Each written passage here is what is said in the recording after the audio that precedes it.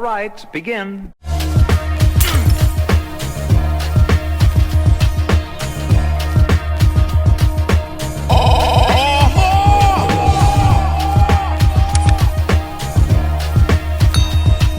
What's going on, YouTube, and welcome back to the channel. I hope you guys have had a great day. So I wanted to come on here and talk about a couple of things. So let's go ahead and get right into it, right?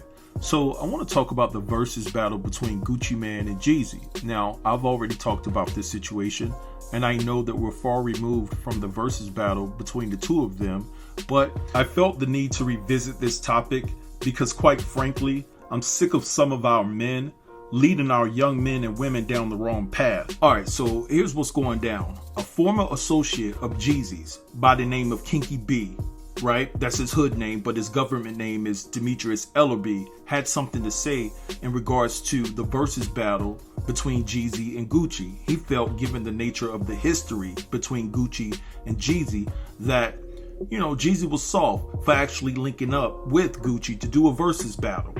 Let me play you all what he had to say in regards to that matter. That man, the United States of America, any street, lost all respect for that man.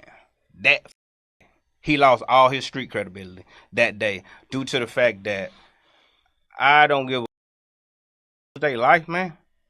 Ain't no peacing up. Never be peace, man. Never ever. Alright, so you guys heard what Kinky B had to say in regards to Jeezy doing a versus battle against Gucci. Now, all I heard coming out of Kinky B's mouth was oppressive language. That language that keeps us down as a race. And I'm going to tell you why in a few. Now, I was wondering, I'm like, why is he speaking so negative against Jeezy? Those two used to be in business together, right? So I started digging and I did some research, and what was the fact that these two had a major falling out back in 2012. So Kinky B ended up suing Jeezy, right? Because they was in this partnership together. Kinky B and Jeezy was responsible for creating CTE, Corporate Thugs Entertainment. So they had this deal in place with Def Jam. And Kinky B felt that he wasn't getting paid his just due because he felt like he was creating a lot of material for Jeezy and Jeezy wasn't paying him. So he sued Jeezy. Now Jeezy claimed that he didn't even know who Kinky B was when he countersued Kinky B. And so it was a whole big mess, right? But Jeezy ended up winning the lawsuit. So Kinky B walked away with basically nothing. I mean, I guess he had a few dollars, but it won't what he should have been paid, according to him. And so when you take everything into account, that's a reason for Kinky B to still be salty, right? He didn't get paid. So of course he's going to speak out against Jeezy. He's not going to look at everything in its totality. Now, this is the thing about the situation. Gucci and Jeezy, they have this rift, a disagreement over the song So Icy, right? Gucci felt that Jeezy and Def Jam was trying to steal his song. Gucci was not giving up the publishing to So Icy to Jeezy. He felt that, it was his song and he wasn't doing that shit. But Jeezy and Def Jam kept trying to strong arm that song away from Gucci. And, Def Jam felt that the song was more appropriate for Jeezy.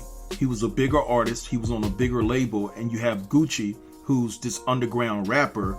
And Jeezy attracts, a whole lot of people because he was hot at that particular time. So Gucci and Jeezy, they're going back and forth about who created this song So Icy first.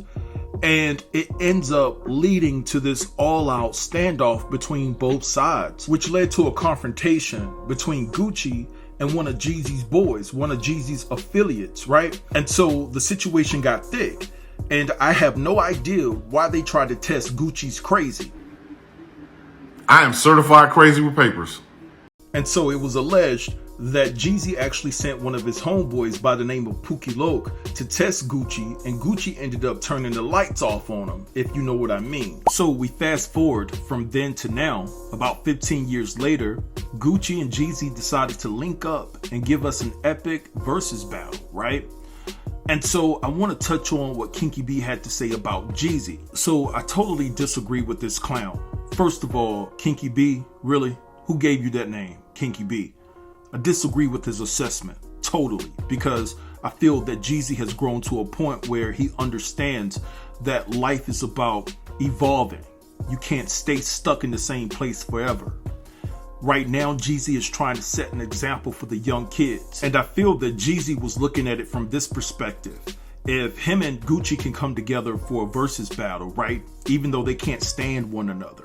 Even though Jeezy had to keep his cool because Gucci was mad disrespectful, right? But what Jeezy did is he showed our youth that you can coexist. You don't have to be friends, but you don't have to bring knives, guns, or negative attitudes to the table to settle all of your disputes that you may have with one another. Now, I'm pretty sure that guns were present during the versus battle, but my point is that Jeezy didn't let Gucci trigger him to actually want to take it to that level because Gucci was being disrespectful. So I know that Kinky B may feel some type of way because I'm pretty sure that Pookie Loc was his boy too. They were all in the same clique. And coupled with the fact that Gucci dissed Pookie Loc at the versus battle, I'm pretty sure that Kinky B is charged up over this situation. But what he has to understand is that we need to be implementing all the positivity and all the education to the hood that we possibly can.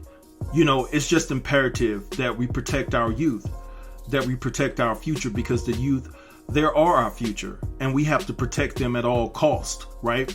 You know, at some point, I'm gonna keep it real, keep it all the way 100. We gotta stop blaming white folks for everything. We gotta stop blaming white folks for everything.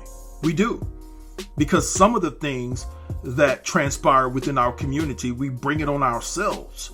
So we need to start holding ourselves accountable for our actions. You know, for the life of me, I can't understand why certain idiots within our race keep glorifying and elevating the street life and the gangster life and violence and things of that nature. It's so ignorant. The street life has been nothing but a disservice for black people. So what the are we glorifying here? Listen, I don't know how Jeezy conducts himself on a day-to-day basis, but I will say that night when him and Gucci did the versus battle, Jeezy was a grown man that night. And I give him props and I salute him for keeping his cool. But anyway, I'm done with Kinky B. Seems like Kinky B has a few kinks in his thought process. So let's move along to the next story. We're going to talk about Saweetie and Quavo real quick. So I'm hearing that this incident took place several months ago and it's just now coming out. So I do question the timing, like what's going on? Quavo about to drop some new music? Is Saweetie trying to put him on blast to further her career? But whatever the case may be, something had those two girls in there breakdancing and swimming. You know what I'm saying? Let's take a look at the footage, alright?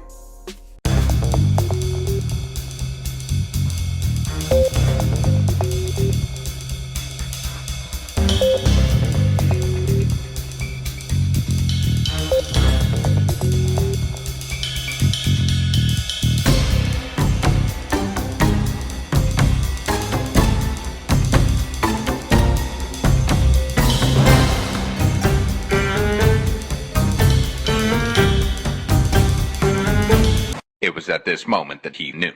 He up.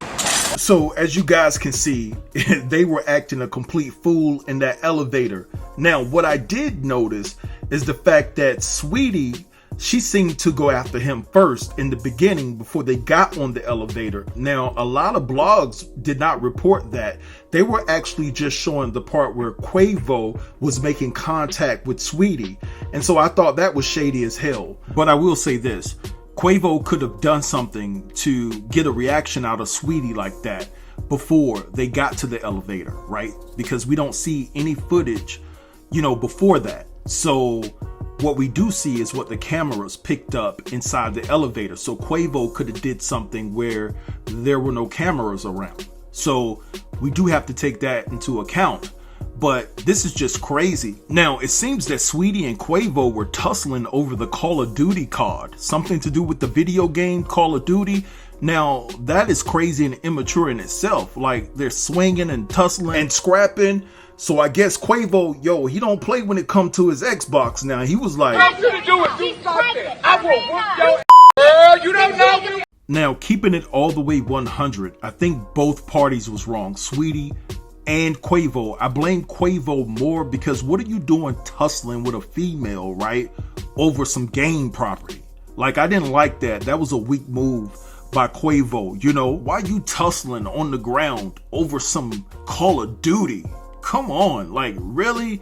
And then you know you have the upper hand, even though Saweetie is strong now. Saweetie been eating her spinach. She's strong. She really is. But at the same time, you knew you had the advantage. And, you know, if you're going to put her in harm's way, then it was just best for you to walk off as a man. That's just my opinion on that, you know?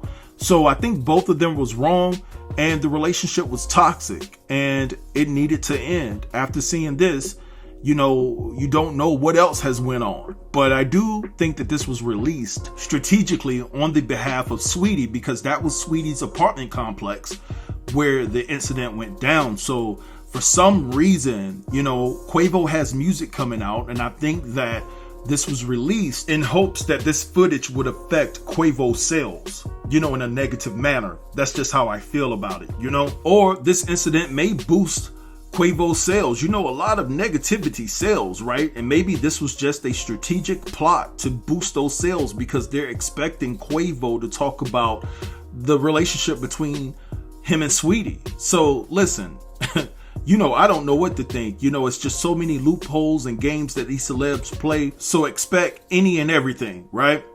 So I'm gonna let this go right here. I want you guys to drop down and let me know what you think about everything within this video. Don't forget to like, comment, share, and subscribe, and I'll get with you in the next video. Thanks for watching. Peace.